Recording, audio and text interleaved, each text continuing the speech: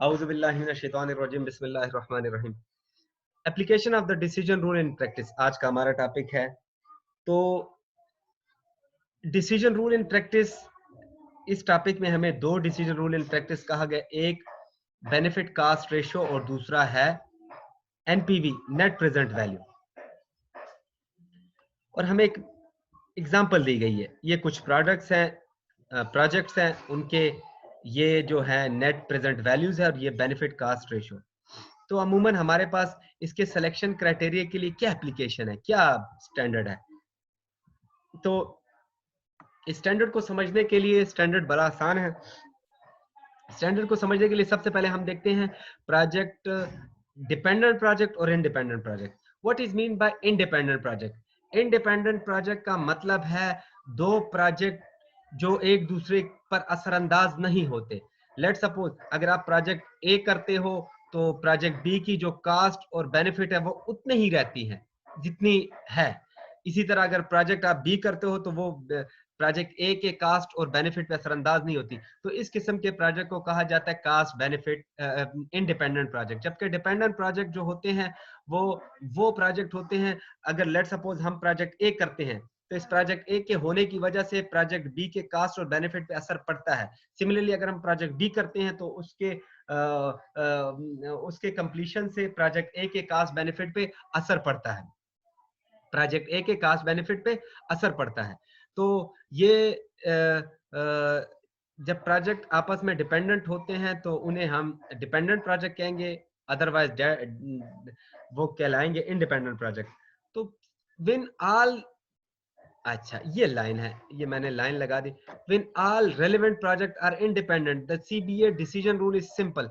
जब इंडिपेंडेंट होंगे यानी कोई प्रोजेक्ट दूसरे प्रोजेक्ट पर असरअंदाज नहीं हो रहा है, तो इस किस्म में adopt all policies that have positive net benefit.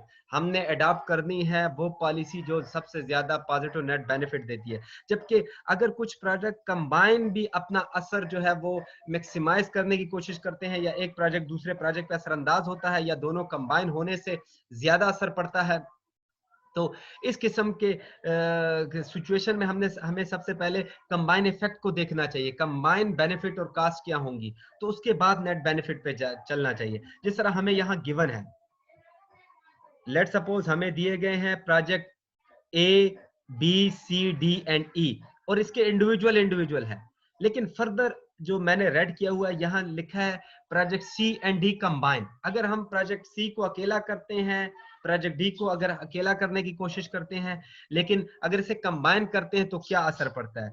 जब अकेला करते हैं तो इसके बेनिफिट कम होते हैं, लेकिन जब कंबाइन करने की कोशिश करते हैं तो इसके बेनिफिट इंक्रीज हो जाते हैं।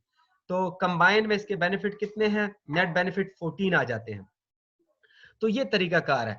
अगर प्रोजेक्ट जो है इंडिपेंडेंट प्रोजेक्ट है तब भी हमने एनपीवी देखना है, अगर डिपेंडेंट है तब भी हमें उसके सिंगल एनपीवी भी देखने हैं और कंबाइन नेट प्रेजेंट वैल्यू भी देखनी है।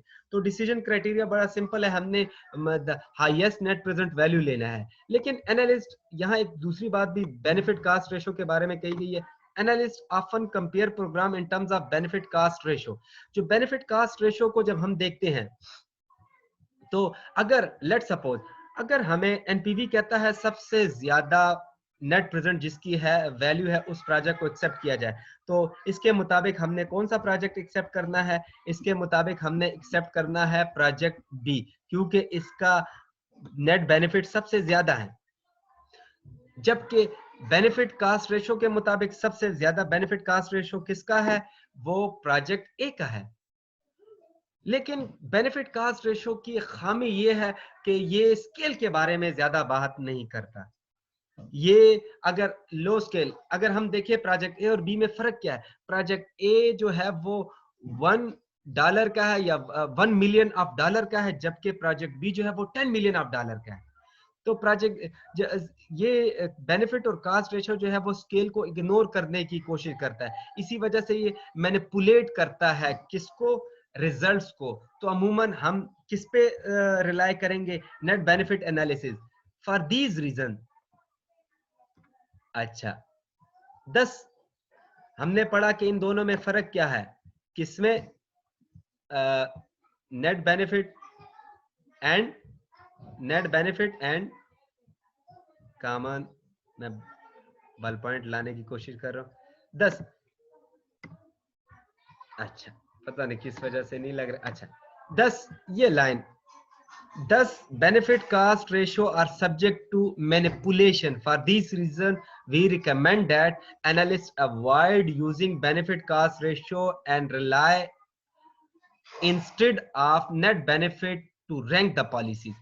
तो हमने आज पढ़ा application of CBA decision rule, उसमें डिपेंडेंट और इंडिपेंडेंट प्रोजेक्ट को भी हमने देखना है कि इंडिविजुअली प्रोजेक्ट क्या कास्ट और बेनिफिट है, और अगर कंबाइन हो सकते हैं तो क्या उसकी वजह से इनके कास्ट बेनिफिट पे कोई असर पड़ सकता है। तो जब इन सब की एवोल्यूशन करेंगे तो इन सब की evolution on the basis of net benefit करेंगे। और बेनिफिट टू कास्ट रेशो की बुनियाद पर क्यों नहीं करते? क्योंकि ये रिजल्ट को मैनिपुलेट करने की कोशिश करता है, ये स्केल को इग्नोर करने की कोशिश करता है। तो इसी वजह से ये बुक कहता है कि हम रिकमेंड करते हैं कि एनालिस्ट जो है वो नेट बेनिफिट के क्राइटेरिया को अप्लाई करे rather than benefit cost ratio के क्राइटेरिया को। हमारा अगला टॉपिक है fundamental issues related to willingness to pay. तो हमारे फंडामेंटल इश्यूज जो है वो related to willingness to pay, willingness to pay की का जो टेक्निक थी वो हमने यूज की थी टू फाइंड द इम्पैक्ट्स और बेनिफिट ऑफ द प्रोजेक्ट। अमूमन प्रोजेक्ट के जो आउटपुट है उनको एवेलुएट करना, मॉनेटरी वैल्यू देना, वो on the basis of willingness to pay या एक्सेप्ट के जरिए की जाती है।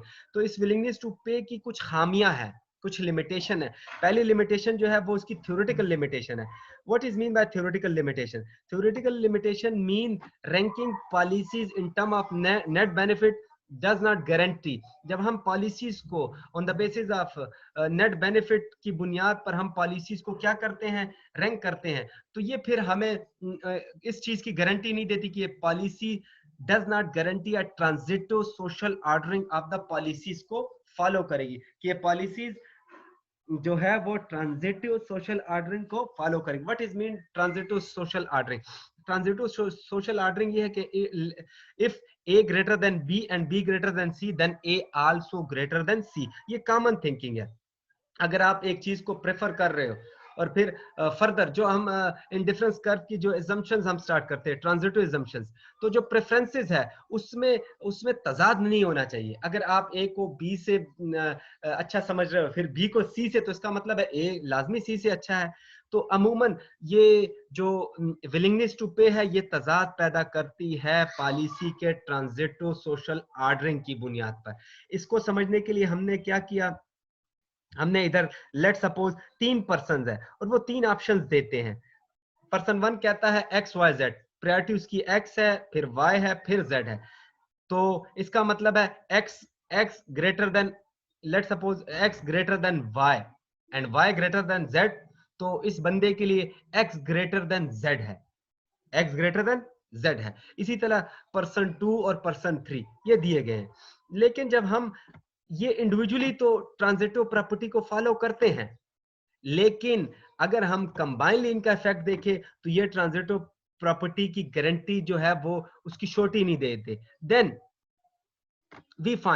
we would find that given the choices between x and y, अगर हम x और y के दरमियान में इस 3%, ये सोसाइटी हमारे लिए इन 3% की चॉइसेस देखते हैं कि क्या ये x को ज्यादा पसंद करते हैं या y, या x y की निस्बत x को ज्यादा पसंद करते हैं, तो majority of voters let suppose y पर x को फोकियत देते हैं।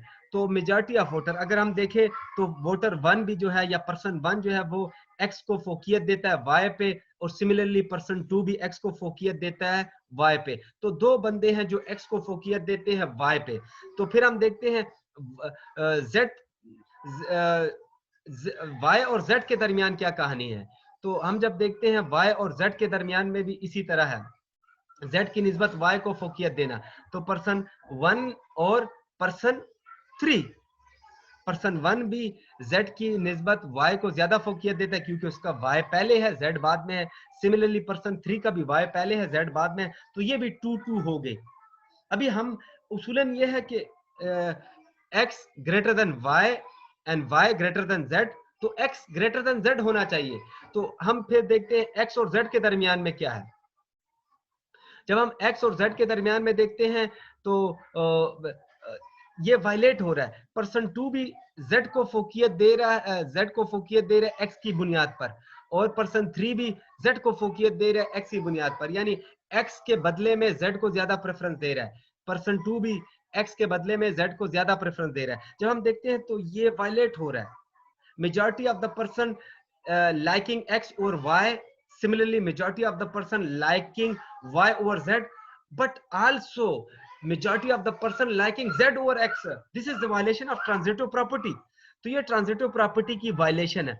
इस वायलेशन को सबसे पहले जो है 1951 में केनेथ एरो ने डेवलप किया कि social prove that any social choice rule that satisfy a basic set of fairness, कोई भी सोशल चॉइसेस, अवाम से रिलेटेड जो चॉइसेस होगी, हम यहाँ सीबीए में पॉलिसी से रिलेटेड चॉइस में से अप्लाई करने लगे हैं, और that satisfy a set of fairness condition. Fairness condition यही है, x greater than y, y greater than z, then x greater than z होना चाहिए, फेयरनेस कंडीशन है, ये रेशनल कंडीशंस है।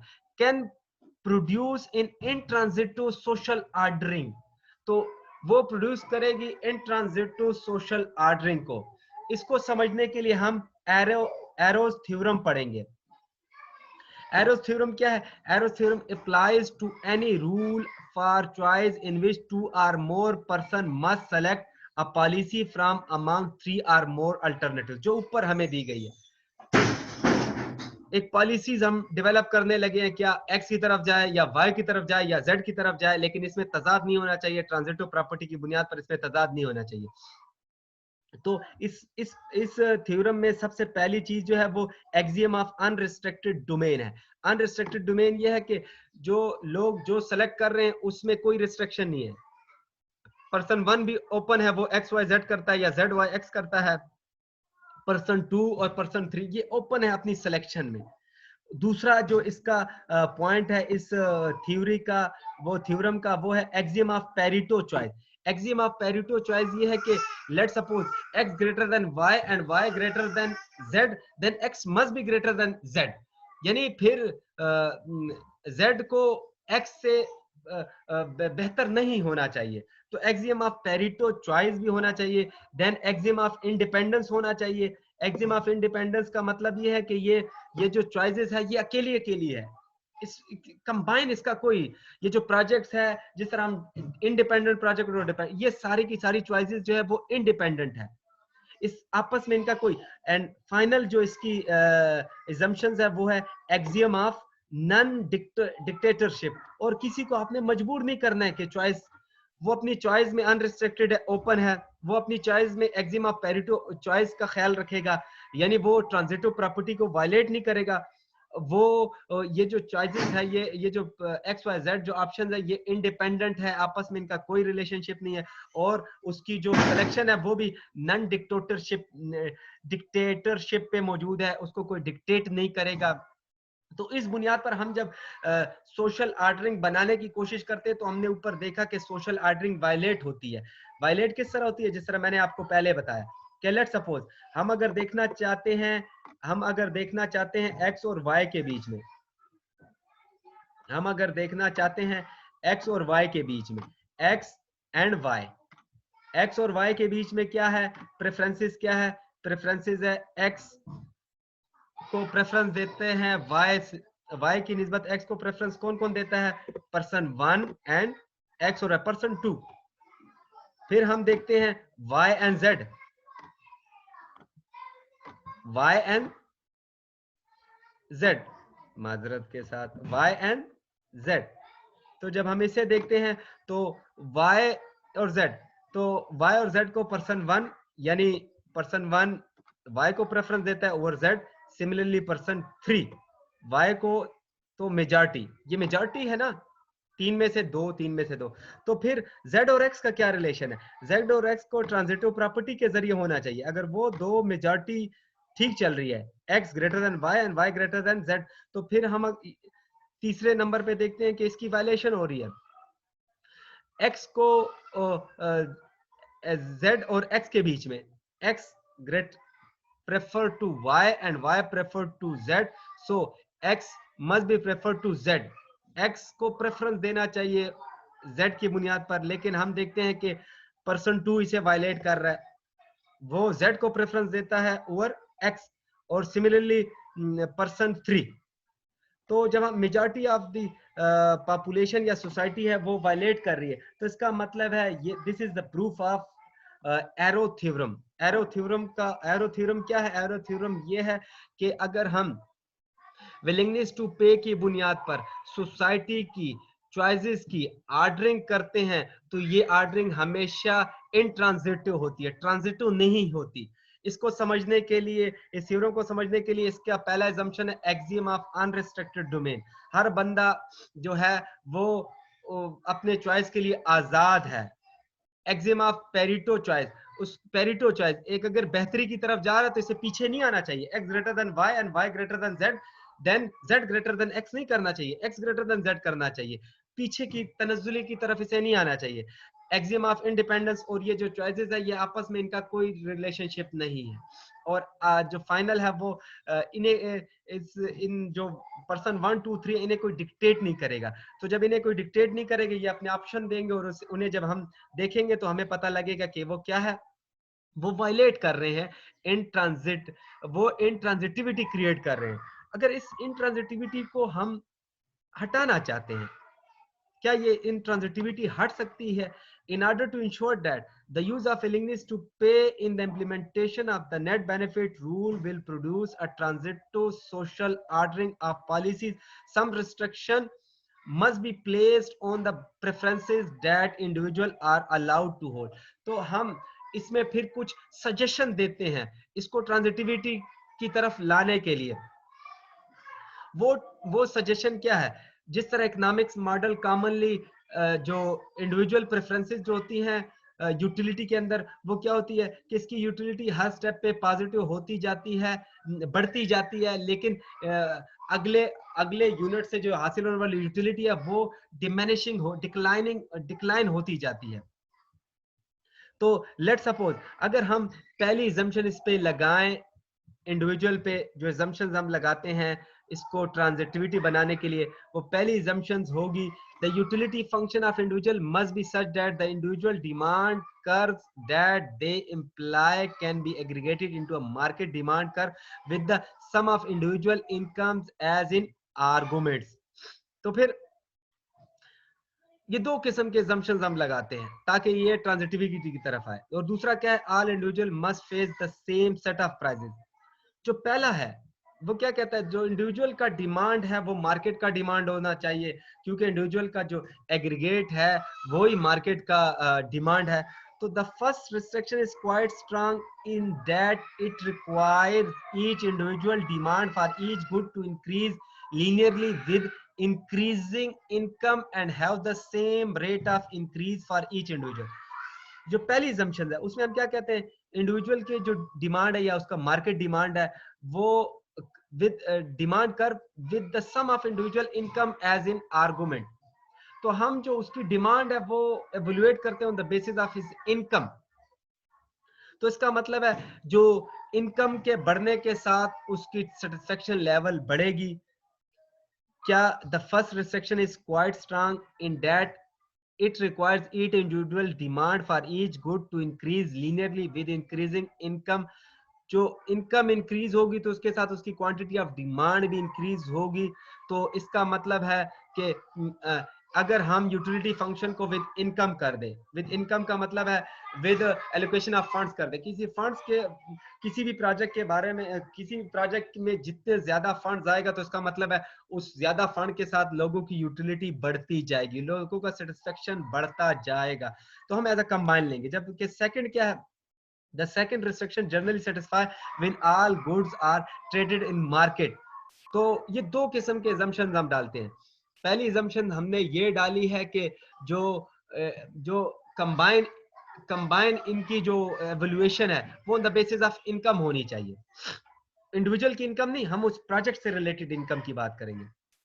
और दूसरा जो है ये इन सब की प्राइस जो होगी वो सेम होनी चाहिए। तो इस बुनियाद पर हम इसमें ट्रांजिटिविटी क्रिएट कर सकते हैं। जो दूसरा मसला क्रिएट करता है विलिंगनेस टू पे, वो है डिपेंडेंस ऑफ विलिंगनेस टू पे on the distribution of wealth. The willingness of a person to pay to obtain a desired policy impact will tend to be higher the greater the wealth that she or he has available. तो willingness to pay जो है वो एक बंदे के income के साथ भी, उसके वेल्थ के साथ भी डायरेक्टली रिलेटेड है. लेट्स सपोज अगर एक बंदा अमीर है तो वो ज्यादा विलिंगनेस टू पे देगा उस बेनिफिट के लिए, और एक बंदा अगर गरीब है तो वो कम विलिंगनेस टू पे देगा उस बेनिफिट के लिए. तो जो विलिंगनेस टू पे है वो उस बंदे के वेल्थ के साथ डायरेक्टली रिलेटेड है. तो इस वजह से ये डायरेक्ट रिलेशन भी असल विलिंगनेस टू पे की जो एक्चुअल मेजरमेंट है उसमें दरार पैदा करती है. मिसाल के तौर पे किस तरह, लेट सपोज अगर हम as in illustration, consider a policy that gives $10 benefit to a person with higher wealth and inflicts या कास्ट देती है 9 of cost on a person with low wealth.